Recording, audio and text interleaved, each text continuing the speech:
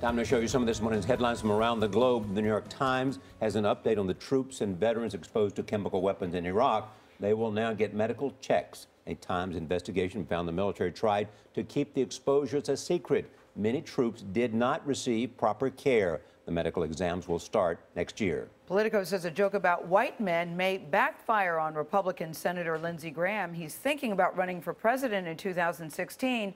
Two South Carolina Democrats gave CNN this audio of Graham from a light-hearted event at a private club in Charleston. I had to help you with your tax status. I'm sorry the government's so up. If I get to be president, white men who are in male-only clubs are going to do great in my presence. We got any Presbyterians here? Good predestined to be here. We got any Baptists? They're the ones that drink and don't admit it. Baptists who can't read.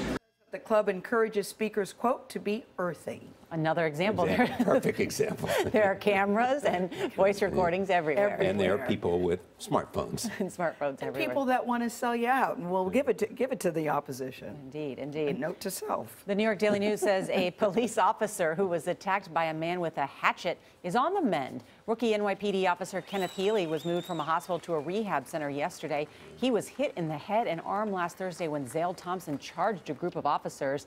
Another officer was wounded in the arm before police shot Thompson dead. And in an article in Bloomberg Businessweek, Apple CEO Tim Cook publicly acknowledging that he is gay. Cook writes that many of his Apple co-workers already knew of his sexual orientation, but his desire for privacy stopped him from being open. He says that he is not an activist, but he believes in the words of Martin Luther King, who asked, "What are you doing for others?" Cook says that if hearing the CEO of Apple is gay helps someone else, then the trade-off is worth it. He also wrote this, guys, "I'm proud to be gay.